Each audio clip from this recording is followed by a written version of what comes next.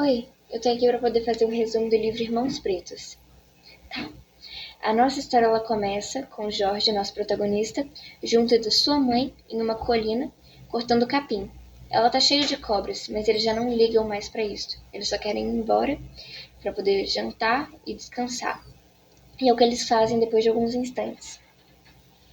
Eles chegam em casa e o pai de Jorge o confronta. Você colheu os morangos? Miriam lembra que ele esqueceu de colher os morangos. Ele tá um pouco estressado, o pai de Jorge. Ele se senta na mesa junto de sua nona, sua mãe, seus irmãos gêmeos. E depois de alguns instantes, Jorge também. Mas, logo passa, eles estão comendo. No meio de sua refeição, um grito pode ser escutado. Um homem falando que... chamando Roberto, o pai de Jorge, porque tem um cara com uma cicatriz querendo conversar com ele. E Roberto vai lá ver o que é.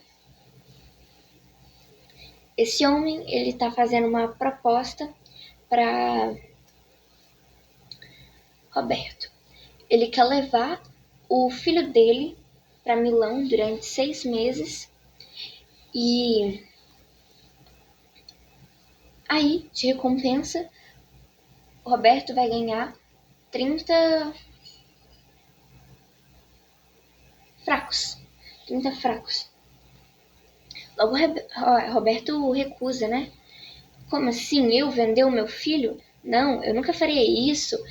Que isso, né? Ele fica estressado e vai embora. Mas ele escuta o homem falando que ano que vem ele vai retornar, que eles vão precisar dele. Roberto vai, conversa com a esposa dele sobre isso, que absurdo e tal. E eles acabam por passar reto nisso. Alguns meses se passam e ali vem o verão, vem a seca. E junto dessa seca também vem um acontecimento. A mãe do Jorge tá passando mal. Ela foi encontrada desmaiada numa colina. E eles não têm dinheiro para poder pagar um doutor. Somando tudo, deu 1 ano. E quem tá de volta é o cara da cicatriz, fazendo a mesma proposta, só que dando como recompensa 10 fracos a menos. Agora são 20. Eles não têm muita opção, eles estão pobres. Eles aceitam. E no dia seguinte, Jorge vai partir.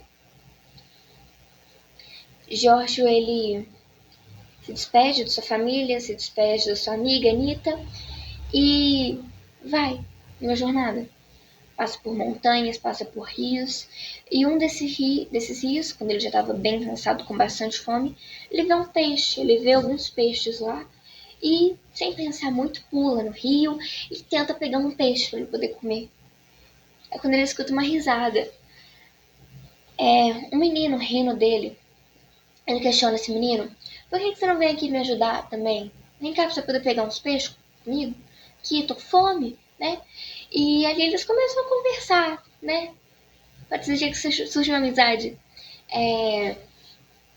Jorge descobre que o nome desse menino que tava rindo dele é Alfredo. E Alfredo também tá indo pra Milão pra poder virar limpador de chaminé. Eles vão juntos andando até que eles chegam na cidade, onde eles procuram o homem da cicatriz. Eles acham o homem da cicatriz e o homem da cicatriz leva eles até um celeiro. Nesse celeiro tem mais ou menos umas 12 crianças, 12 meninos, na mesma situação que eles, só que com fome também. Na verdade, todos eles estão com fome. Mas o homem da cicatriz não parece ligar muito. Ele só fala para eles dormirem e logo passa. No dia seguinte, o homem pega todas as crianças, levam eles até um barco e as que sabem remar vão remando. Tava tudo bem, até começar a cair uma tempestade, raios.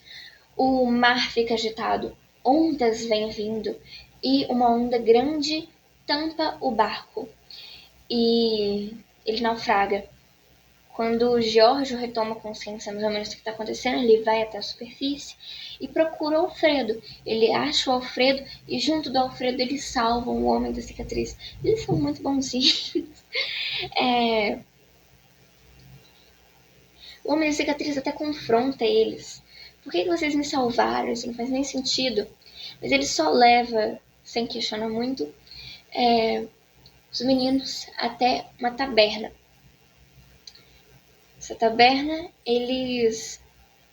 vários homens se reúnem em volta dos meninos e começam uns a analisar, né?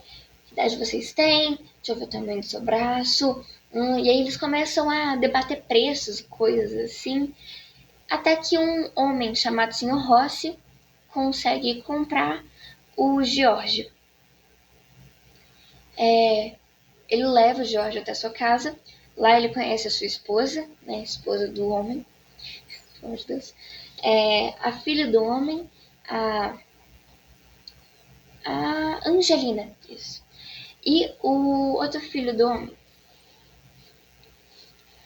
Tá tarde, ele tá cansado. Então arruma um cantinho para ele descansar. Um cubículo. Um lugarzinho pequeno só para ele poder ter onde dormir.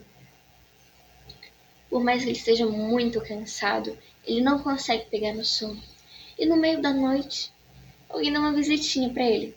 Angelina. A Angelina vai lá e traz um pouquinho da comida do almoço dela, entrega para ele. Um pouquinho da comida que ela tinha deixado lá guardadinha para ele. Angelina é um anjo.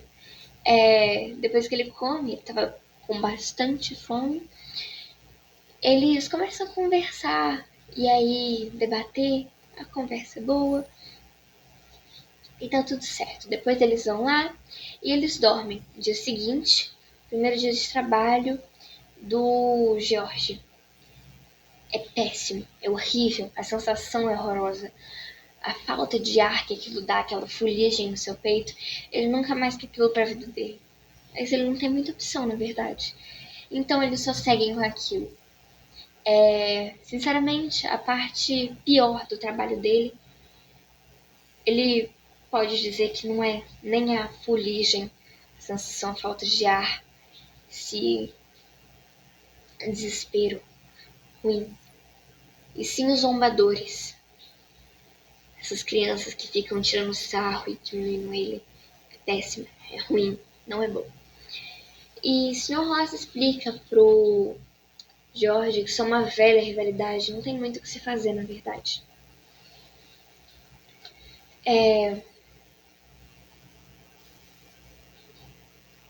Sr. Rossi leva George para poder tomar uma aguardente, já que ele estava cansado, ele estava aguentando mais nada. George estava com o mãozinho dele, coitado, todo cheio de fuligem, ele não estava aguentando nem respirar direito. Então, juntos eles vão lá em outra taberna, eles dão uma relaxada, o Sr. Rossi conversa com os amigos dele, e quando eles chegam em casa, a Sra. Rossi está revoltada. Além do dinheiro gastado com a pinga, sumiu uma outra parte do dinheiro. E Anselmo, o filho do casal, logo diz: foi esse menino deve ter roubado, ele que deve ter pegado o dinheiro, escondido o dinheiro. E a Sra. Rossi briga com ele, bate nele, e ele fica sem comida de novo. Bom, a Angelina, depois de um tempo, vê mais ou menos no reflexo do espelho e acaba descobrindo que quem roubou, na verdade, o dinheiro foi o próprio Anselmo. Muito triste. Depois de sair do seu trabalho, Jorge, ele quer dar uma visitadinha. Ele quer ver o Alfredo, né? Seu amigo. De novo, eles se encontram e Jorge percebe que o Alfredo tá acabado. Ele tá cansado. Ele tá com olheiras, os olhos dele não estão mais do mesmo jeito. Ele tá ruim, ele tá fraco, ele tá magro. Transparece que não tá bem de jeito nenhum. E o Alfredo, ele fala que tem uma organização, que tem um grupo que queria que o Jorge se juntasse com eles, que eles são por toda parte. Que eles são fortes, que são muitos.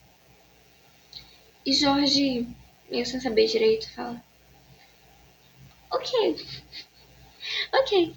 E aí, juntos eles vão até uma boca de um poço, né? Acho que é poço mesmo o nome.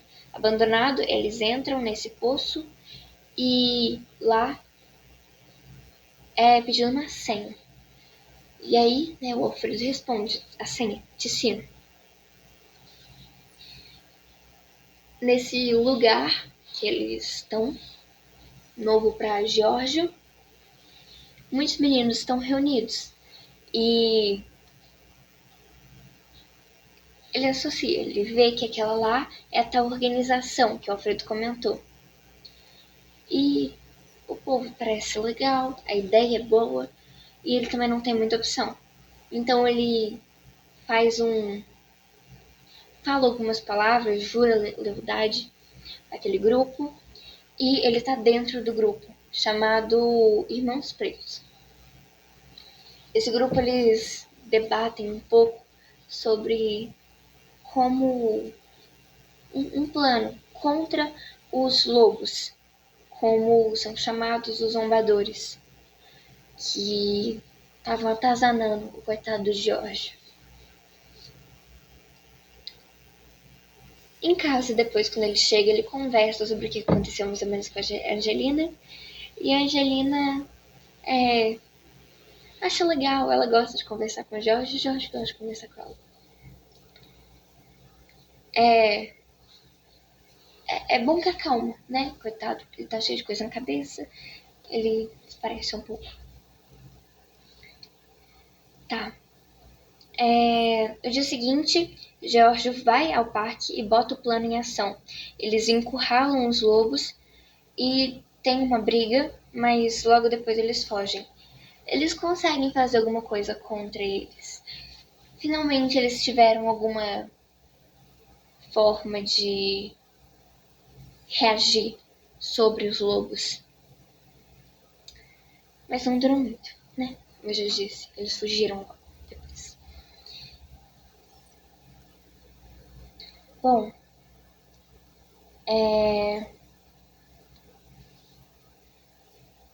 Jorge vai até a base dos Irmãos Pretos e lá ele vê que o Alfredo, ele realmente não tá bem de jeito nenhum. Ele tá pálido, ele tá muito fraco, ele tá deitado numa cama e tá até vomitando sangue às vezes. E ele conversa com o Alfredo, eles têm uma conversa boa sobre o que tá acontecendo, sobre as coisas, sobre a vida. E no final de tudo eles soltam um até amanhã. Até amanhã. No dia seguinte, depois de seu serviço, Jorge recebe a notícia que o Alfredo faleceu.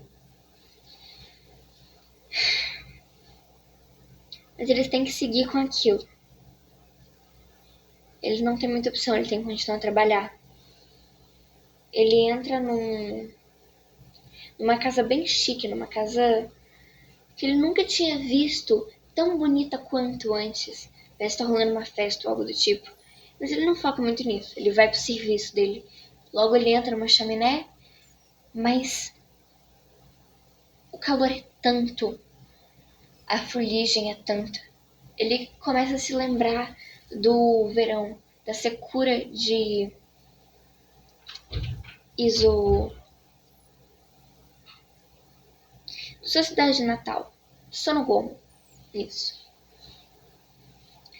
Ele vai sentindo aquela coisa, ele vai se sentindo mal e quando ele menos espera ele desmaia, ele cai e por sorte havia um doutor na festa. Dr. Casella. Ele ajuda o Giorgio e confronta, né, o Sr. Rossi, sua esposa, sobre os cuidados que estão tendo com o menino. Eles falam que ninguém na casa deles nunca passou fome, coisa do tipo, mas o doutor consegue, só de olhar para a criança, claramente ver que aquilo é mentira. Ele dá um dinheiro para eles e fala que com aquele dinheiro é para eles cuidarem do menino e darem boas roupas, boa comida e boa condição para ele. Com tudo aquilo, Jorge se sente como se ele nunca tivesse tão bem. Ele se sente bem alimentado, ele se sente bem cuidado.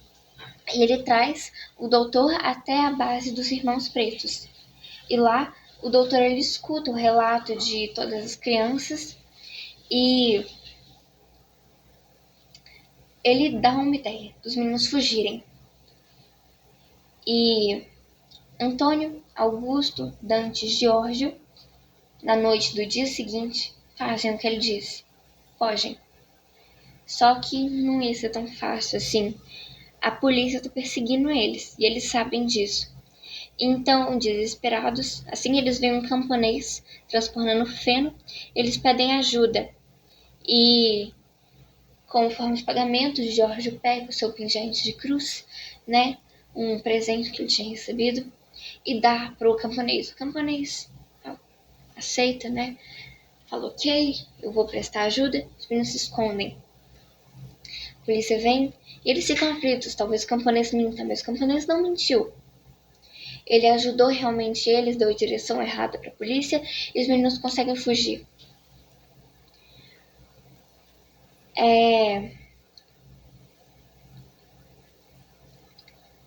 Eles finalmente conseguem chegar no lugar onde eles haviam conversado com o médico e lá o médico ele consegue provar os crimes do Homem de Cicatriz, que é preso durante 5 anos e banido do país. Banido do país. Depois de tudo isso, eles se encontram seus amigos e família e, finalmente, depois de tudo, cada um segue o seu rumo. Depois de alguns anos, Jorge vira um professor, afirmando que não se pode haver um processo verdadeiro sem educação adequada.